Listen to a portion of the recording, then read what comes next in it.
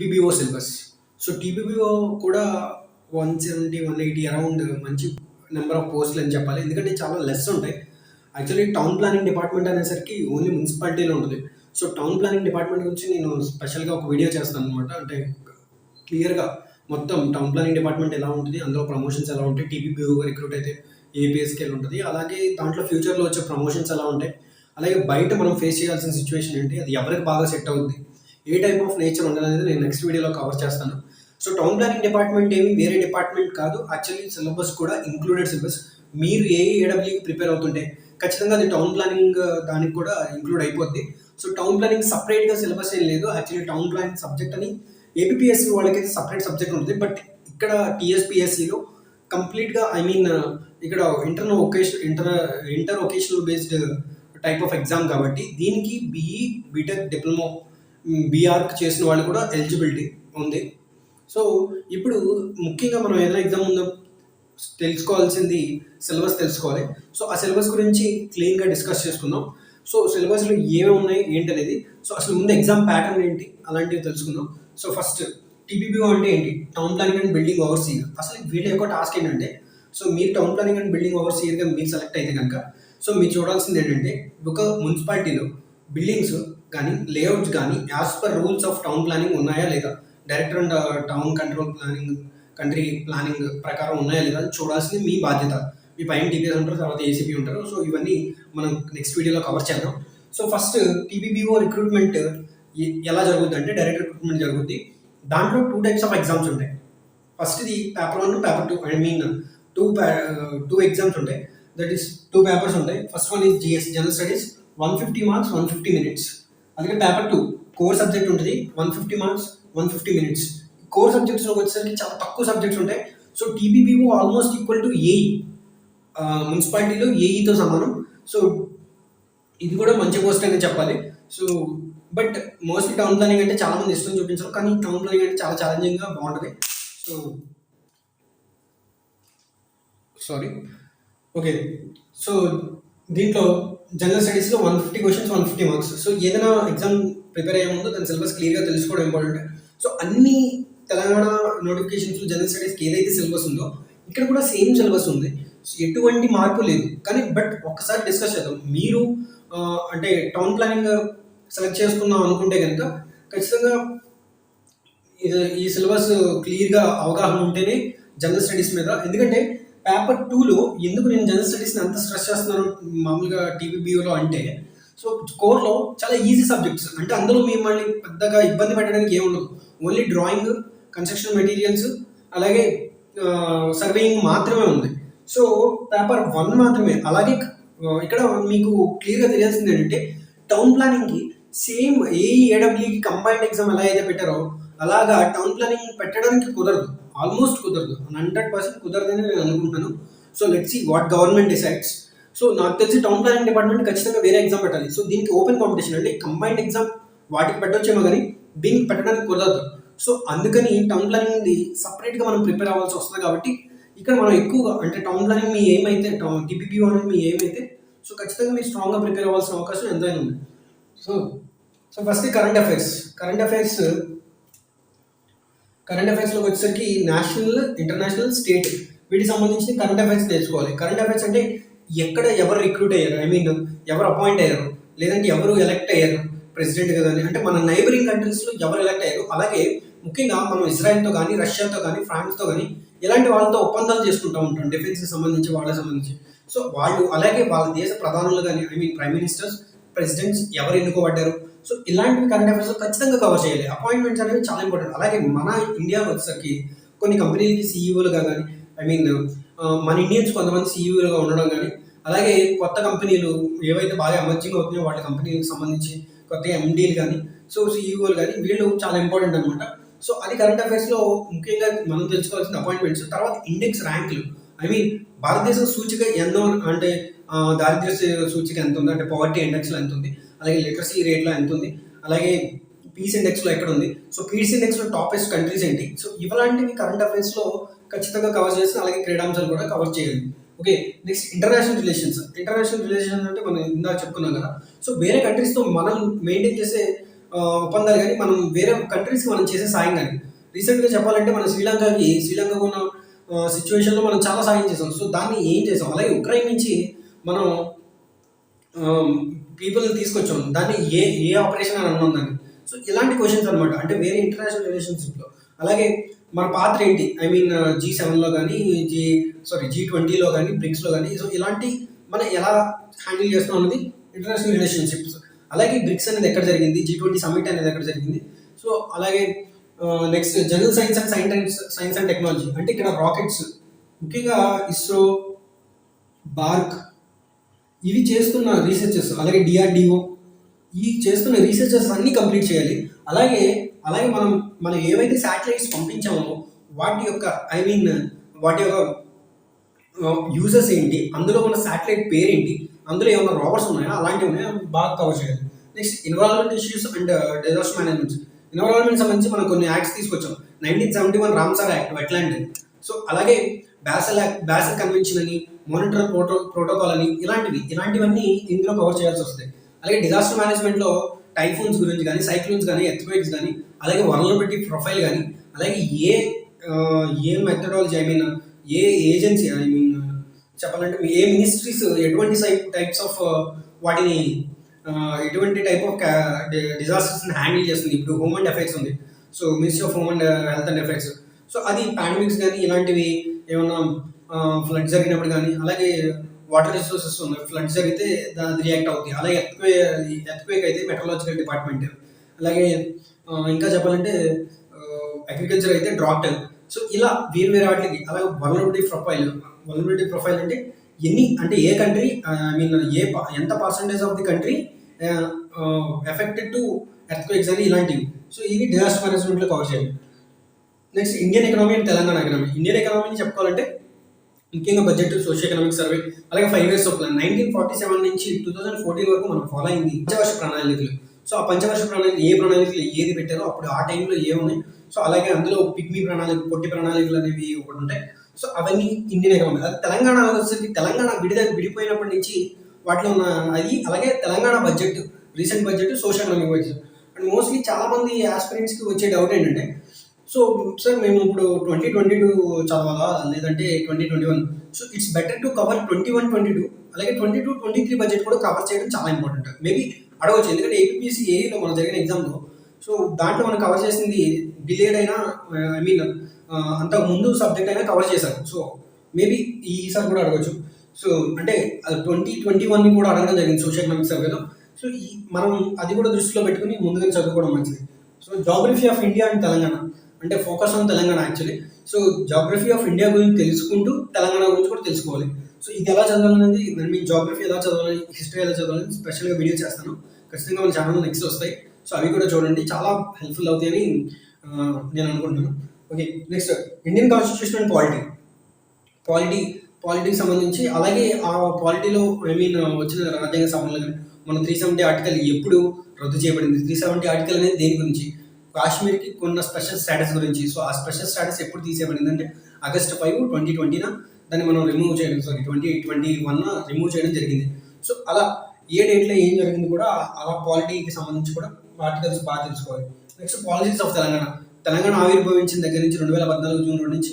So దాని నుంచి మనం ఏం నేర్చుకున్నాం, తెలంగాణ ఎటువంటి పాలసీస్, ఎటువంటి రిఫార్మ్స్ తీసుకొచ్చింది, వాటి వల్ల తెలంగాణలో జరిగిన అభివృద్ధి ఏంటి అని తెలుసుకోవాలి. నెక్స్ట్ హిస్టరీ ఆఫ్ తెలంగాణ రాజులు ఎవరు పరిపాలించారు. సో ఇది కొంచెం అంటే అంత డెప్త్ నేర్చుకోగలదు, మినిమం నేర్చుకుంటే చాలు. నెక్స్ట్ ఇండియన్ హిస్టరీ, ఇండిపెండెన్స్ మీద ముఖ్యంగా ఫోకస్ చేయాల్సింది. ఇక్కడ హిస్టరీ ఆఫ్ తెలంగాణ కూడా, అంటే పోరాటాలు జరిగినాయి కదా, సో ప్రత్యేక తెలంగాణ కోసం. సో అవి ముఖ్యంగా ఫోకస్ చేయాలి. ఇక్కడ ఇండిపెండెన్స్ గురించి ఫోకస్ చేయాలి, అంటే గాంధీ ఎరా కానీ, ఎక్స్ట్రీమిస్ట్ కానీ, అలాగే వాళ్ళ ముందున్న వాళ్ళు కానీ. సో వాటి మీద మనం ఎక్కువ ఫోకస్ చేయాల్సి, ముఖ్యంగా ఇండిపెండెన్స్ గురించి. సో లాజికల్ రీజనింగ్, ఇక్కడ ఇండియన్ హిస్టరీ అంటే మనం అంటే ఫస్ట్ నుంచి ఏన్షియంట్ హిస్టరీ నుంచి చదవగలదు, మోడర్న్ హిస్టరీ చదివితే మాత్రం సరిపోతుంది. So next logical reasoning, analytical ability. Reasoning మనకు తెలిసిందే కదా, సో కోడింగ్ అండ్ డీకోడింగ్, అలాగే puzzles, counting of figures, blood relations, ఇవన్నీ కవర్ చేయాలి. నెక్స్ట్ బేసిక్ ఇంగ్లీష్ అంటే 8th class స్టాండర్డ్లో ఉండే ఇంగ్లీష్ చాలా ఈజీగా ఉంటుంది. సో ఇది పేపర్ 1కి వచ్చేసరికి. సో నెక్స్ట్ వచ్చేది పేపర్ 2. సో పేపర్ 2 కోర్లో ఏం సబ్జెక్ట్స్ ఉన్నాయనేది చూద్దాం.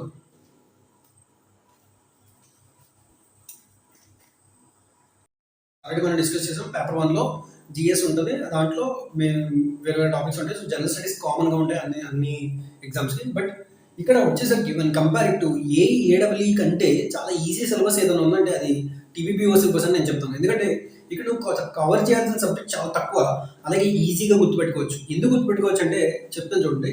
సో ఫస్ట్ అసలు సిలబస్లో ఏముందో చూసుకుందాం. సో డ్రాయింగ్ బేసిక్స్ అంటే మీరు చాలా తక్కువ చదవాలి కానీ జాబ్ రావాలి అంటే, సో మీరు కొంచెం లొకాలిటీలో అంటే మీ లొకాలిటీలో దగ్గరలో మున్సిపాలిటీ ఉంటే కనుక ఖచ్చితంగా టీపీపీఓని ప్రిఫర్ చేయండి. ఐ మీన్ మీకు చాలా అంటే చాలా ఫిజిబుల్గా ఉంటుంది అనమాట వర్క్లో. సో అందుకని నా పర్సనల్ ఒపీనియన్ మాత్రమే, అంతకని ఇలాగే చేయండి అని నేను చెప్పట్లేదు. So okay, so drawing basics. So ఇందులో ఫస్ట్ చాలా తక్కువ సిలబస్ ఈ సిలబస్ మాత్రమే ఉంది. ఓకే, డ్రాయింగ్ బేసిక్స్ అంటే మనం ఇంజనీరింగ్ డ్రాయింగ్లో ఫస్ట్ నేర్చుకున్నాం కదా. So first chapter, second chapter, so ఆ డ్రాయింగ్ సంబంధించి అనమాట. First, second, third chapters I think projections and points అక్కడ వరకు ఉంటుంది, థర్డ్ చాప్టర్ వరకు ఉంటుంది. సో ఆ ఇంజనీరింగ్ డ్రాయింగ్లో మనం ఏదైతే నేర్చుకున్నామో జేఎన్టీయూలో చదివిన ప్రతి ఒక్కరికి ఐడియా ఉంటుంది. సో ఇంజనీరింగ్ డ్రాయింగ్లో ఫస్ట్ లెటరింగ్ ఏ సైజులో ఉండాలి, ఏ టైప్ అయితే ఎంత స్పేస్ ఉండాలి, సో వాటి యొక్క డెప్త్ అనేది ఎంత ఉండాలి, సో అనేది లెటరింగ్ అనమాట. లెటరింగ్లో ఆ మధ్యలో ఉండాల్సిన స్పేసెస్ కానీ ఓడికి మధ్యలో గ్యాప్ కానీ, సో వాటి యొక్క డైమెన్షన్స్ కానీ, అలాగే ఇటాలిక్ అయితే ఎంత యాంగిల్తో, ఐ మీన్ కొంచెం స్లాంట్గా రాస్తాం కదా, సో ఆ ఇటాలిక్ యాంగిల్ ఎంత ఉండాలి, సో ఇలాంటివన్నీ ఈ లెటరింగ్లోకి వస్తాయి అనమాట. సో నెక్స్ట్ ప్రొజెక్షన్స్, అలాగే లెటరింగ్లో టైప్స్ ఉంటాయి అనమాట. సో ఆ టైప్స్ ఏంటి, వాటి మీద క్వశ్చన్స్ అడుగుతారు. అలాగే ప్రొజెక్షన్స్ అంటే first plane, second plane, third plane. So ఆ ప్లేన్స్లో ఇప్పుడు సెకండ్ ప్లేన్లో ఉంటే థర్డ్ ప్లేన్లో గీయాలి. సో ఆ front view, top view, side view, rear view అని ఉంటుంది కదా. సో ఆ ప్రొజెక్షన్స్ ఎలా చేస్తాం, ఐ మీన్ ఒక పాయింట్ గీసి, ఐ మీన్ ఇలా గీస్తాం కదా. ఇప్పుడు థర్డ్ ప్లేన్లో ఉంది, for suppose A figure third ప్లేన్లో ఉంది. సో దాని యొక్క ప్రొజెక్షన్ అనేది ఎక్కడ కనపడుతుంది, ఏ ప్లేన్లో కనపడుతుంది. సో వాటిని ఇలా గీసి వీటి మీద పాయింట్స్ బైసెక్ట్ చేసి గీసి ఉంటాం కదా. సో డ్రాయింగ్, సో అది దానికి సంబంధించి థియరీ అడుగుతారు. ఐ మీన్ ఇక్కడ మనం డ్రాయింగ్ ఏమన్నా కానీ, సో ఆ ప్రొజెక్షన్ ఎలా కనబడుద్ది, సో ఇలాంటివి అడుగుతారు అనమాట. సో ఈ ప్రొజెక్షన్ లైన్స్ ఇలా వస్తాయి కదా. సో వాటిని రెండింటిని ఇంటరాక్ట్ చేస్తాం. సో వాటి నుంచి ఇక్కడ ఒక డయాగ్రామ్ ఫామ్ అవుద్ది. ఇలా కొంత యాంగిల్తో ఇంక్లినేషన్ అయ్యింది, ఇది టాప్ వ్యూ అని, సైడ్ వ్యూ అని. సో ఇలాంటివి అడుగుతారు అనమాట. సో దాని నుంచి టాప్ వ్యూ తీసుకురావడం. ఈ ప్రొజెక్షన్ అనేది ఏ ప్లేన్లో ఉంది, సో అది ఏ ప్లేన్లో కనిపించవచ్చు, దాని 3D వ్యూ అని, ఇలాంటివి అడుగుతారు అనమాట. సో స్కేల్స్, నెక్స్ట్ స్కేల్స్ వచ్చి వెర్నియర్ స్కేల్. అంటే మనం చదివిన స్కేల్స్ వేరు, ఐ మీన్ ఇక్కడ డ్రాయింగ్లో ఉండే స్కేల్స్ వేరు కదా. వెర్నియర్ స్కేల్ అని, కార్డ్ స్కేల్ అని, సో ఇలా డిఫరెంట్ స్కేల్స్ ఉంటాయి. సో ఆ స్కేల్స్, అలాగే రిప్రజెంటేషన్ స్కేల్ అని, రిఫ్రాక్షన్ స్కేల్ అని ఉంటుంది. సో ఆ స్కేల్స్ని ఎలా మెజర్ చేస్తారు, వాటి వల్ల యూజెస్ ఏంటి, ఆ స్కేల్ ఎలా రిప్రజెంట్ చేయాలి అనేది వాటి మీద క్వశ్చన్స్ అడుగుతారు. అలాగే స్కేల్స్ మీద ప్రాబ్లమ్స్ ఉండేది. నాకు తెలిసి నా దగ్గర ఈ మెటీరియల్ ఉంది, ఈ డ్రాయింగ్ బేసిక్స్ అనేది కవర్ చేయడానికి ట్రై చేస్తాను. సో ఖచ్చితంగా మీరు ఫాలో అవుతూ ఉంటే ఏదో టైంలో పెడతాను వీడియో మాత్రం. ఎందుకంటే ఇది బయట దొరకదు, ఐ మీన్ చాలా తక్కువ మంది చెప్తారు. సో ఇది మాత్రం మనం కవర్ చేద్దాం ఖచ్చితంగా, ఇది చాలా ఇంపార్టెంట్. సో డ్రాయింగ్ ప్లేన్స్ చెప్పాను కదా, థర్డ్ పాయింట్, అదే పాయింట్ అయితే ఎలా కనబడుతుంది, సెకండ్ ప్లేన్లో, ఐ మీన్ సెకండ్ ప్లేన్లో ఉంటే దాని యొక్క ప్రొజెక్షన్ అనేది ఇందులో వస్తుంది ఏంటి అనేది డ్రాయింగ్ ప్లేన్స్ అండ్ పాయింట్స్లో ముఖ్యంగా ఇది డ్రాయింగ్ బేసిక్స్లో ఇది ఉంది ఫస్ట్ది. సో నెక్స్ట్ ఇది మన సబ్జెక్ట్ వస్తుంది. మనం సెకండ్ ఇయర్లో, I mean BTech second, maybe BTech third సెమిస్టర్లో, ఫోర్త్ సెమిస్టర్లో కానీ బిల్డింగ్ డ్రాయింగ్ ఉంటుంది కదా. సో బిల్డింగ్ డ్రాయింగ్లో దాంట్లో practice and science, convention science ఇవి ఉంటాయి. సో అంటే కన్స్ట్రక్షన్ మెటీరియల్స్ అంటే బ్రిక్ కానీ, శాండ్ కానీ, అలాగే స్టీల్ కానీ, అలాగే స్టోన్ మ్యాషనరీ, రాక్ మ్యాషనరీ, వీటినన్నిటిని ఎలా రిప్రజెంట్ చేస్తాము. సో డిఫరెంట్ మెటీరియల్స్ని, గ్లాస్ అయితే ఎలా, అంటే గ్లాస్ అంటే మనకు తెలిసిందే కదా. సో గ్లాస్ అంటే ఇలా చేస్తాం. సో అలా వీటిని కన్వెన్షనల్ సైన్స్ అంటారు. అంటే మనం మామూలు బయట గ్లాస్ చూపించే వేరు, కన్వెన్షనల్ అంటే ఐ మీన్ అందరికీ అర్థమయ్యేటట్టు ఉండడం వేరు. సో ఆ conventional types of science, building practice, అలాగే టైప్స్ ఆఫ్ రూఫ్స్, ఇలా రూఫ్స్ ఉంటాయి కదా. సో సిజర్ రూఫ్స్ అని, సిజర్ టైప్. సో అలాగే స్టెప్డ్ రూఫ్ అని, సో ఈ రూఫ్ని ఎలా రిప్రజెంట్ చేస్తారు, అలాగే మ్యాషనరీస్, డిఫరెంట్ మ్యాషనరీస్ని, పాయింట్ మ్యాషనరీ అయితే ఎలా మెజర్ చేస్తారు, ఎలా చూపిస్తారు. సో ఈ కన్వెన్షనల్ సైన్స్ అన్ని గుర్తుపెట్టుకోవాల్సి వస్తాయి. అలాగే సర్వేయింగ్ సంబంధించి కన్వెన్షనల్ సైన్స్ కూడా అడుగుతారు. పాండ్ని ఎలా రిప్రజెంట్ చేస్తావు, టెంపుల్ని ఎలా రిప్రజెంట్ చేస్తావు, ఒక మసీద్ అయితే ఎలా రిప్రజెంట్ చేస్తావు, అలాగే ఎక్కడైనా క్రాసింగ్ వస్తే ఎలా రిప్రజెంట్ చేస్తావు, అలాగే రైల్వే ఓవర్ రోడ్ అయితే ఎలా వస్తావు. సో ఇవన్నీ ఈ కన్వెన్షనల్ సైన్స్ అడుగుతారు. సో అదే డ్రాయింగ్ అండ్ డీటెయిలింగ్ అనమాట. నెక్స్ట్ సర్వేయింగ్లో కూడా కన్వెన్షనల్ సైన్స్ అడుగుతారు. అలాగే దీంట్లో మనకు ఉన్నది ఏంటంటే ఇది chain surveying, plotting, I mean chain సర్వేని ఎలా చేస్తాము, అలాగే ఫీల్డ్ బుక్లో ఎలా మెజర్ చేస్తాము, అలాగే ప్లాటింగ్ ఎలా చేస్తాము, అలాగే ప్రిస్మాటిక్ కంపాస్ ఎలా వాడతాము, ఐ మీన్ కంపాస్ సర్వేయింగ్ ఎలా చేస్తాము, ట్రావర్సింగ్ ఎలా చేస్తాము, వాటిని ఫీల్డ్ ఎలా మెజర్ చేస్తాము, అలాగే ఫీల్డ్ బుక్లో ఎలా రిప్రజెంట్ చేస్తాము. ఇవన్నీ సబ్జెక్ట్ చదివితే ఆల్మోస్ట్ టచ్ చేసేస్తాం, క్వశ్చన్స్ మనం చూసేటప్పుడు అర్థం అవుతుంది. నెక్స్ట్ లెవెలింగ్లో లెవెలింగ్లో డిఫరెంట్ టైప్స్ ఆఫ్ లెవెలింగ్ ఎలా చేస్తారో, అలాగే డిఫరెన్షియల్ లెవెలింగ్ ఎలా చేస్తారు మనకు తెలిసిందే కదా, ట్రావర్సింగ్ చేస్తాం కదా. సో అది సో డ్రాయింగ్ ఆఫ్ కాంటూర్స్ ఎలా చేస్తాం, ఈ కాంటూర్స్ అనేవి కూడా చాలా ఇంపార్టెంట్. సో కాంటూర్స్ అంటే ఇలా క్లోజ్ కాంటూర్ అయితే ఏమవుతుంది అంటే, ఇక్కడ మనం అడిగే క్వశ్చన్స్ ఎలా ఉంటాయంటే, కాంటూర్ యొక్క సైజ్ అనేది పెరుగుకుంటూ వెళ్ళింది, లోపలికి వెళ్ళేసరికి ఆల్టిట్యూడ్ పెరుగుకుంటూ వెళ్ళింది, అక్కడ ఏది రిప్రజెంట్ చేస్తాం, అక్కడ హిల్ అవుతుంది. అలాగే లోపల తగ్గుకుంటూ వచ్చింది, అప్పుడు దాన్ని ఏమంటాం, పాండ్. సో అలాగే ఒకేసారి కాంటూర్స్ అనేవి ఒకసారి మెర్జ్ అయిపోయినాయి, సో అప్పుడు ఏమంటాం, క్లిఫ్ అంటాం. సో అలాగే కాంటూర్స్ అనేవి ఈవెన్గా సేమ్ ఎలివేషన్ ఉంది, అప్పుడు ఏంటది, ప్లెయిన్ ల్యాండ్. సో ఇలా కాంటూర్స్ని ఎలా రిప్రజెంట్ చేస్తామో, అసలు ఆ డ్రాయింగ్ కాంటూర్స్ని ఎలా గీయాలి, కాంటూర్స్ గీయడానికి కూడా మెథడ్స్ ఉంటాయి. అదే కోఆర్డినేట్ కాంటూరింగ్ అని, అలాగే డిఫరెంట్ గ్రాఫికల్ కాంటూరింగ్ అని. సో ఆ కాంటూరింగ్ మెథడ్స్ ఏంటి, ఇవన్నీ మనం సర్వేలో చూస్తే. సో ఇక్కడ చూస్తే సిలబస్ ఏఈఏడబ్ల్యూ అయితే అన్ని చదవాల్సి వస్తుంది, అన్ని సబ్జెక్ట్స్ చదవాల్సి వస్తుంది. కానీ ఇక్కడ ముఖ్యంగా 3-4 సబ్జెక్టులు కవర్ చేస్తే మీకు టీబీపీఓ సిలబస్ అయిపోతుంది. సో మీకు చాలా తక్కువ టైం ఉండి కానీ గవర్నమెంట్ జాబ్ కావాలి, అది సిటీస్లో ఉండాలనుకుంటే ఖచ్చితంగా టీబీపీఓ పోస్ట్ని ప్రిపేర్ అవ్వడం చాలా మంచిది. ఐ మీన్ చాలా తక్కువ మంది కాంపిటీషన్ ఉంటారని నేను ఎక్స్పెక్ట్ చేస్తున్నాను. సో ఇన్ కేస్ అది మీకు ఫ్యూచర్లో కూడా చాలా ఉపయోగపడుతుంది అనమాట. ఐ మీన్ మీరు మున్సిపాలిటీలో ఉంటారు కాబట్టి మీకు ఈజీగా ప్రమోషన్స్ వచ్చే అవకాశం ఉంటుంది, అని మీకు తక్కువ మంది ఉంటారు కాబట్టి. So when compare to AEAW town planning building ఆఫీసర్స్కి, ఐ మీన్ ఓవర్సీయర్స్కి కొంచెం త్వరగా ప్రమోషన్స్ రావచ్చు అనేది నా ఒపీనియన్. సో తక్కువ మంది ఉంటారు కాబట్టి, అలాగే దీని కాంపిటీషన్ కూడా తక్కువ ఉంటుంది, చాలా తక్కువ మందికి తెలిసి ఉంటుంది ఈ సిలబస్ గురించి, వీటి గురించి. సో దీన్ని ప్రిపేర్ అయితే ఖచ్చితంగా మీరు సర్వింగ్ మీద కొంచెం గ్రిప్ ఉండి, అలాగే డ్రాయింగ్ మీద కొంచెం గ్రిప్ ఉంటే, కొంచెం థియరీ నేర్చుకుంటే ఖచ్చితంగా మీరు ఎగ్జామ్ క్రాక్ చేసేస్తారు. సో మీరు సిలబస్ తక్కువ ఉండాలి, టైం తక్కువ ఉండాలి, కానీ మంచి పోస్ట్ కావాలంటే you can prefer TPBO in TSPSC notifications as a civil engineer. So నేను చెప్పాలనుకున్నది అది. సో దీనికి వచ్చేసరికి బీటెక్, అది చెప్పాను కదా, డిప్లొమా, బీటెక్, అలాగే బీఆర్క్, ఎవరైనా బీఆర్క్ వాళ్ళకి ఇది చాలా గోల్డెన్ ఆపర్చునిటీ. ఐ మీన్ మీకు చాలా వరకు ఈ మీద ఐడియా ఉంటుంది కాబట్టి ఈజీగా హ్యాండిల్ చేయగలరు అనమాట ఈ సబ్జెక్ట్స్ని.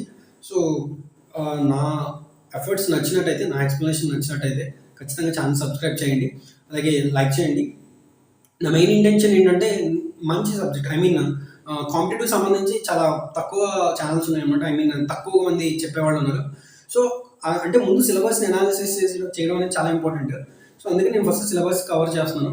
అలాగే సివిల్ ఇంజనీరింగ్లో కూడా చాలా మంచి వ్యాస్ట్ ఆపర్చునిటీస్ ఉన్నాయి గవర్నమెంట్లో. సో అవి క్లియర్గా తెలియజేయడానికి నా ఈ ఛానల్ యొక్క ప్రయత్నం అనమాట. సో నా ఎక్స్ప్లెనేషన్ నచ్చినట్టయితే ఖచ్చితంగా లైక్ చేయండి, షేర్ చేయండి. అలాగే ఏదైనా రాంగ్స్ ఉన్నా, నా వే ఆఫ్ టీచింగ్లో కానీ ఏమైనా చేంజెస్ తీసుకోవాలన్నా, సో నా కామెంట్స్లో మెన్షన్ చేయండి. సో మీ సపోర్ట్ నాకు ఎప్పుడు ఉండాలని కోరుకుంటూ, thank you, all the best.